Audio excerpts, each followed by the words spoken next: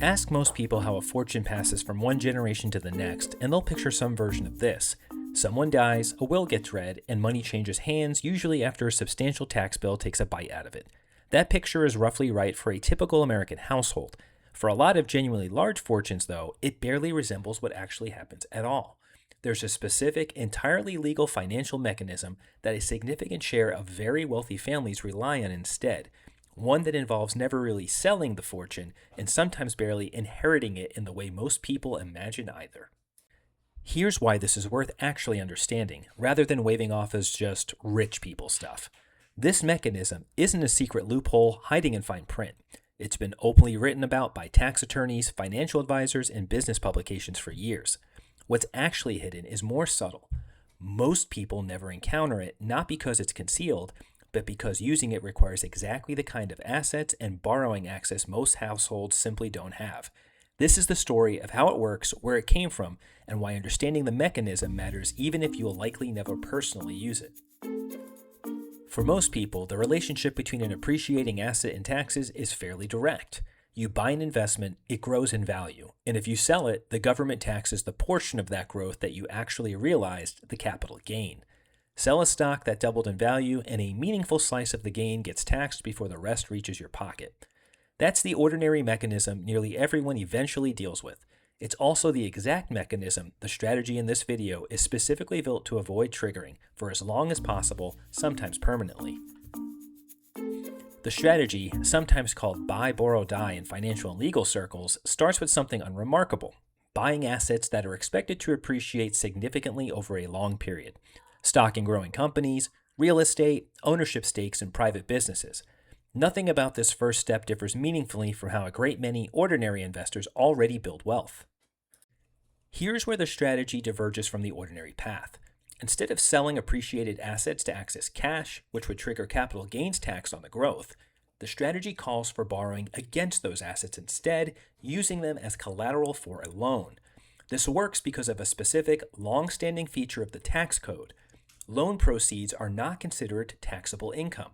Borrowed money isn't a capital gain, isn't a sale, and isn't taxed as income, regardless of how much the underlying collateral has grown in value. A sufficiently wealthy borrower holding a large enough portfolio of appreciating assets can potentially fund a comfortable lifestyle indefinitely through borrowing a loan, all while technically never selling anything or earning anything in the tax code's eyes. But borrowing against a fortune forever only solves half the puzzle. Eventually, those loans need to be settled, and that's where the strategy's final, most consequential step comes in.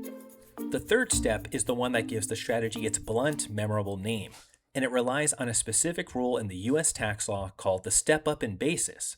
When someone dies, the assets they hold pass to their heirs with their cost basis reset to the asset's current market value, essentially erasing, for tax purposes, all of the appreciation that happened during the original owner's lifetime. In practice, this means heirs can often sell the inherited assets almost immediately with little to no capital gains tax owed on that lifetime of growth, since the gain being measured now starts counting from the date of death, not the original purchase. Any outstanding loans against the assets get settled from the estate, frequently using life insurance proceeds specifically set aside for exactly this purpose, and the remaining, now tax-cleared fortune passes to the next generation. For genuinely large fortunes, this entire process rarely runs informally. Wealthy families frequently coordinate through dedicated family offices and a range of specific legal trust structures, vehicles with names like grantor-retained annuity trusts or spousal lifetime access trusts, each designed to move assets out of a taxable estate during the owner's lifetime while retaining various forms of control or benefit. Current federal estate tax exemptions only apply above a substantial threshold, currently in the range of roughly $14 million per individual or around $28 million for a married couple, meaning this entire mechanism is primarily relevant to households already well above that level to begin with.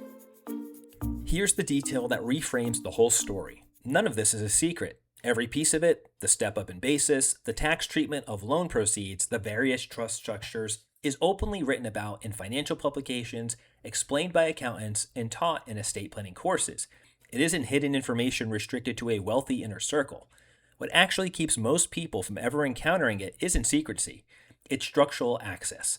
The strategy only works if you already own a large, appreciating asset base and can borrow substantial sums against it at favorable rates, preconditions the overwhelming majority of households simply don't have, regardless of how much they understand the mechanism itself. That's a meaningfully different kind of hidden than a conspiracy or loophole nobody's supposed to find. It's hidden the way a members only entrance is hidden, perfectly visible, clearly labeled, and still inaccessible to almost everyone walking by. The plain English lesson here isn't a call to go replicate the strategy. For the overwhelming majority of viewers, the necessary preconditions simply aren't in place, and this video isn't investment or tax advice regardless. The lesson is about updating a mental picture. A meaningful share of large American fortunes move between generations through borrowing and basis resets, not through the simple sale and inheritance story most people default to imagining. Understanding that doesn't change your own financial situation, but it does explain a genuine persistent gap between how wealth actually moves at the top of distribution and how most conversations about inheritance still assume it works. If this video made you want a clearer picture of your own actual financial position, regardless of what strategies are or aren't available at your scale, that's a genuinely useful thing to build regardless. If you're looking for a simple way to see your full financial picture in one place, I use Empower, and there's a link below if you want to see why. As always, not financial advice, just financial history. See you next time.